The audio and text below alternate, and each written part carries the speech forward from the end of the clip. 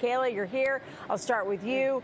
How you feeling with no Terry McLaurin? I knew it was coming. Phil, I'll get to you in a second. I knew this day was coming. I was a little overly optimistic, thinking that the Patriots could get this deal done, especially because they played the Commanders in week 1 of the preseason. So I thought, oh, he's going to be in the area. There's some talks. This is manifesting. And Drake May can still use a guy like Scary Terry to add to that receiving room, in addition to Diggs, in addition to Pop Douglas, in addition to Mac Hollins. But you know, we saw it going in this direction. And Phil, for me, really, I was watching the Commanders' second, I believe, preseason game or last preseason game, and that's when Jada Daniels said, oh, this guy's going to come through the door any second now.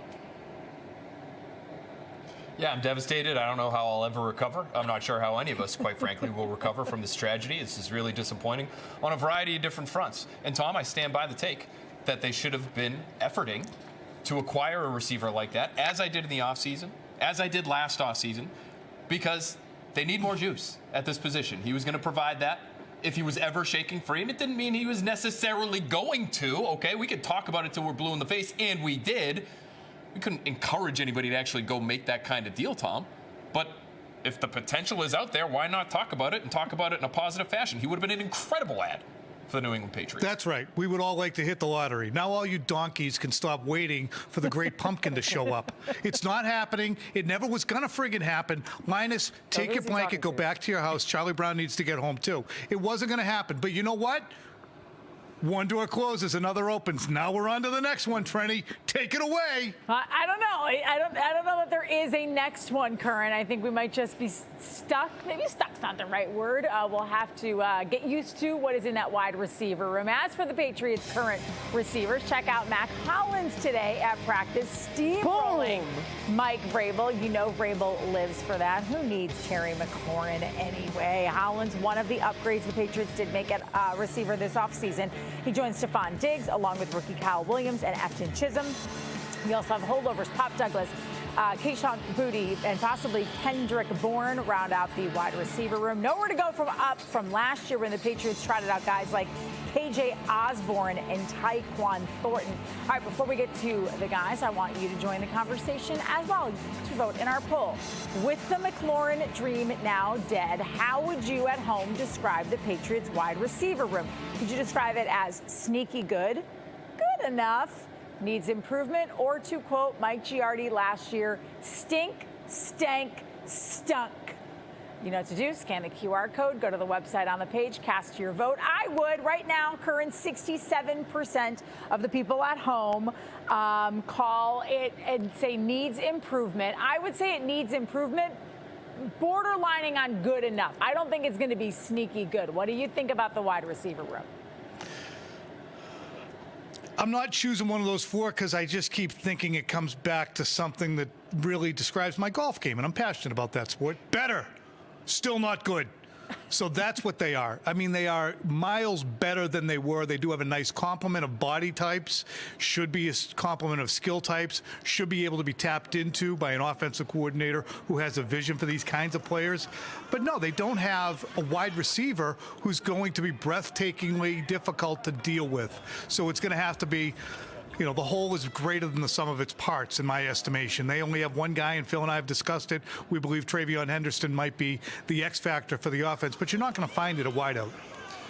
No, this isn't good enough, unless good enough for you is a team that is a 7, 8, maybe 9-win team if the quarterback elevates the group that's around him. So this is a group that clearly, in my opinion, needs improvement. If you want to put all your eggs in your Mac Hollins basket or your Kayshon Boutte basket or your Stephon Diggs basket at 32 coming off an ACL, I really don't know what to tell you at this point. This is, to me, still one of the least talented receiver rooms when you're specifically talking about that receiver room. So take Henderson out of it, who has impressed me and everyone else this summer. But when you're just talking about that receiver group, there ain't many groups in the league right now, in my opinion, that are less talented than this one. Yeah, Kayla, one of the reasons I would go with needs improvement is because when you look at this group, there's not someone, maybe Stephon Diggs as the season goes on, we see flashes of what he used to be, but there's not a lot of guys that can get separation and create things. When I think when the line blocks well and Drake May has a little bit of time, maybe somebody can get open, but it's going to have to be bang, bang, and I'm just not sure that there's a guy that's going to just day in and or week in and week out be there for Drake. Yeah, if we're looking just at the wide receiver room, I would say needs improvement. improvement. But if you're looking at the entirety of maybe the receiver room and the running backs group, I would say actually good enough, because you can play with the versatility, as Phil just mentioned, with Travion Henderson and some of these other receivers. And you talk about Steph Diggs, but I'm even looking at Pop Douglas right now in camp, seeing him at practice today, seeing him yesterday, and just overall camp in general. I think he's playing to a different level, at least going into this season compared to last year. I think he really, really loves the Josh McDaniels offense. So you pair that with all, as Tom mentioned, the whole is greater than the sum of its parts. That's when I think it can climb from that needs improvement to just good enough. When you put everyone together, I think it actually can be good enough. So Curran and Phil, I think a lot of people are looking at it like this, right? Like Mac Hollins might add something. He had over 600 yards receiving last year for Buffalo. Pop Douglas might take that next step forward.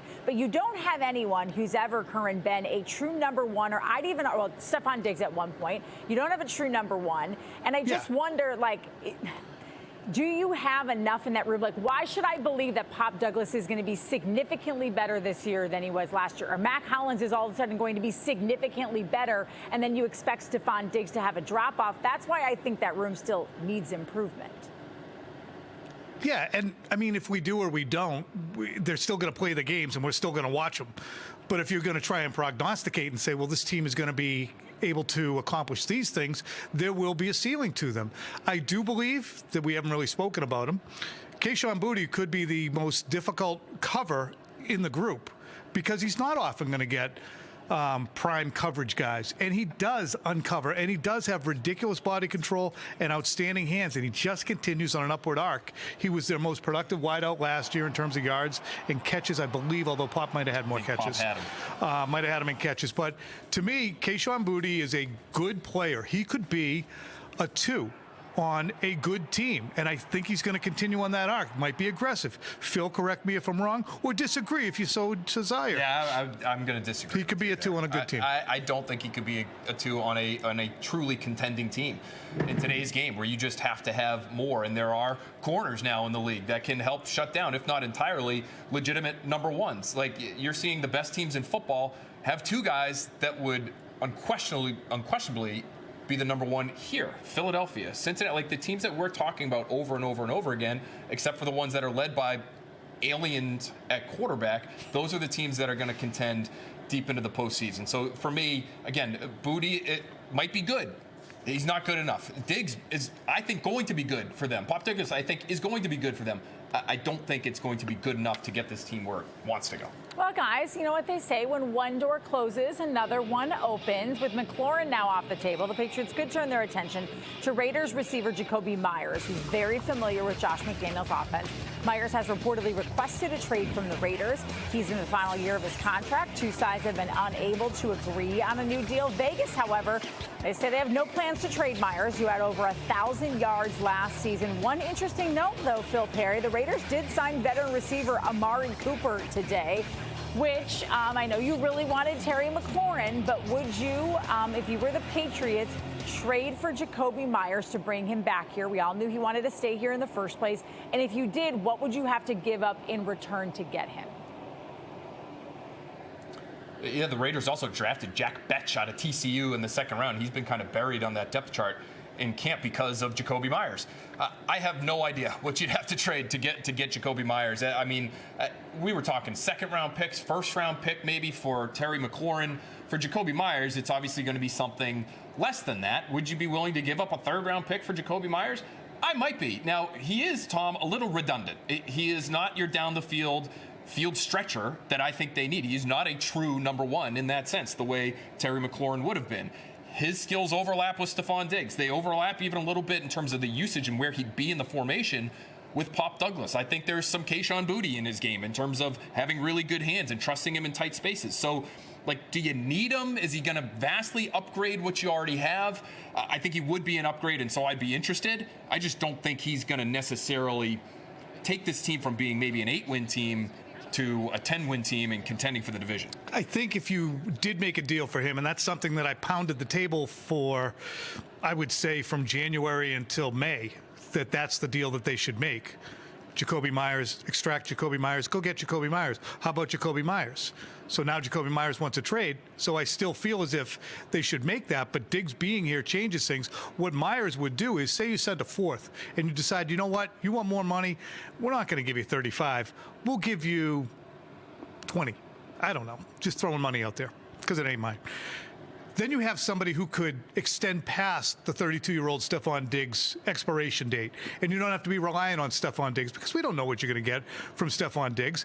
And I think that a 29-year-old Jakobi Meyers would be somebody that you could rely upon.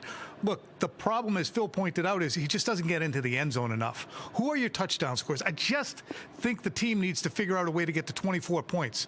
And you can't do that with 5 touchdowns for Pop and 4 for Kayshon Boutte and 6 for Hunter Henry. Who's going to be your touchdown scorer? So to me, you need someone to do that. Could it be Mac Hollins? He's continually making plays, you know, in 7-on-7s, but he's a big guy. They have to figure out how to use this complement of players to get into the end zone more frequently. I know I was dying and pushing for Terry McLaurin to be in-house, but now I'm actually going to push the argument that I don't really think the Patriots need that #1 receiver. I think they can actually utilize a number of different receivers like Diggs, like Pop, throw in Mac Hollins on some packages, and even more so than that. And then you add Jakobi Meyers, who already knows of Josh McDaniels' offense. He's had 1,000+ yards last year. And then the years prior to that, 800, tampering around those numbers. You add that kind of quality, Trenni, out there on the field to gain yards and to just have playmakers who can high point the ball and really add to Drake May's offense, complementing not only Drake May, but also the run game when TreVeyon Henderson and